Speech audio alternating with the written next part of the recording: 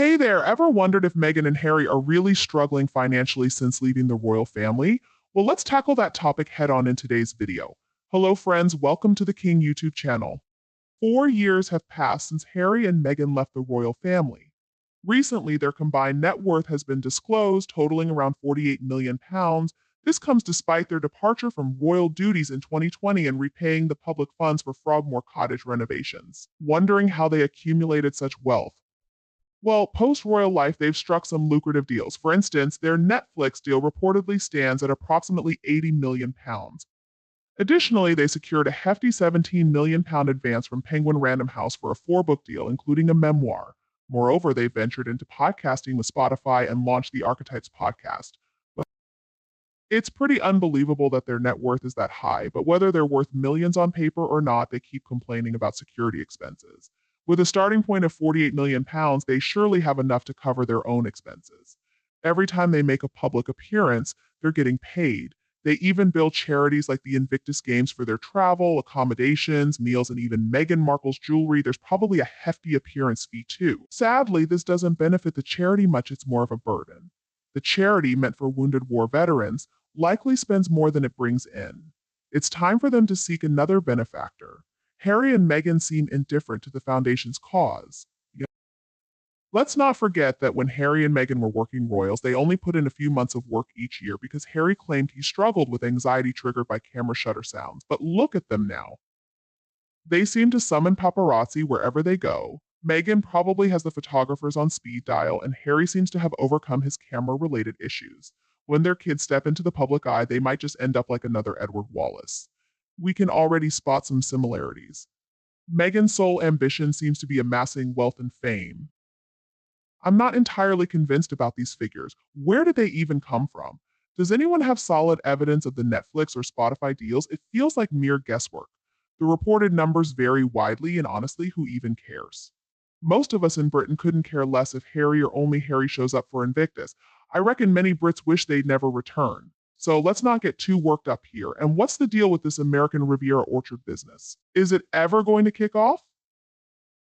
Honestly, I wouldn't be surprised if this is just another one of those Meghan Markle Puerto Rico stories cooked up by her agency or paid employees.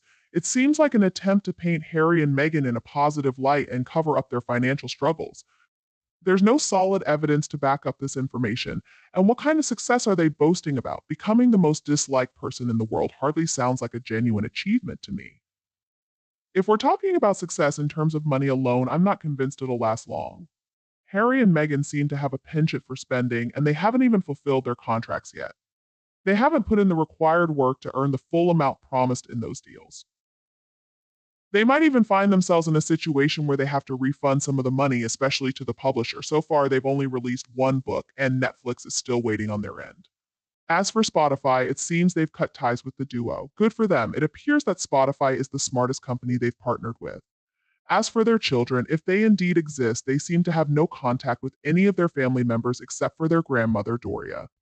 They're unfamiliar with their aunts, uncles, cousins, and everyone else. We all know that money doesn't guarantee happiness. In fact, the saying, more money, more problems, rings true. So let them keep their money as long as they stay away from the UK. And if Harry ever needs to return for any reason, there shouldn't even be a discussion about who's responsible for his security costs. Obviously, it's on him. I doubt Meghan fully grasped Harry's financial situation as the younger son of the monarch. It probably came as a shock to her when she realized Harry wouldn't be inheriting as much as William when the Queen passes away. The money Harry inherited from his mother and grandmother's estate wasn't substantial, especially after taxes, and considering Meghan's spending habits, it's unlikely to be sufficient. Another thing I'm skeptical about is their house in Montecito. Do they actually live there, or is it just for PR purposes, and do they even have real children to protect? Regardless, their lifestyle is incredibly costly with expenses that are off the charts. They seem to be spending a lot of money just to keep up with appearances. They seem to be trying to maintain a lifestyle that might not even be genuine. The thing is, they don't have any legitimate business ventures. Without a steady income, I can't see how they'll manage to sustain their extravagant spending. Frankly, I doubt they received as much money as claimed. I suspect the amount Netflix paid was mostly for production costs, with only a portion actually going to Harry and Meghan. And after covering expenses, they probably didn't end up with much. It's likely that payments were made on a project-by-project basis. And let's be honest, what have they really produced? Not much besides a self-indulgent podcast series and events centered around themselves. Even their Spotify contract was terminated after lackluster podcast episodes. If they truly have so much money, why are they asking the British public, many of whom are struggling financially, to foot their security bill? This sounds like another PR move from their agency to keep them in the spotlight.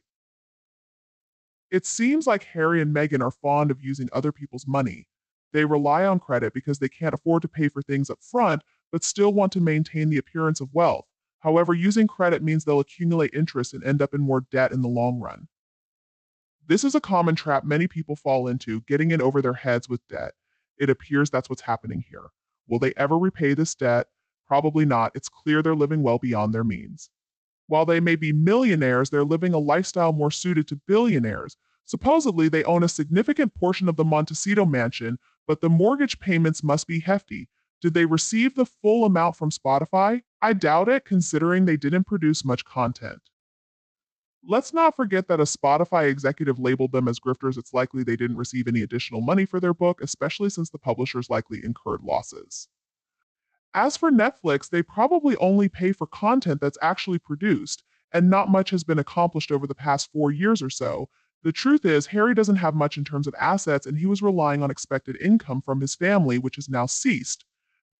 It's William who's tasked with managing and securing income from the wealthy Duchy of Cornwall. Harry doesn't have access to that income. The 48 million figure probably includes some non-liquid assets like their home in Montecito.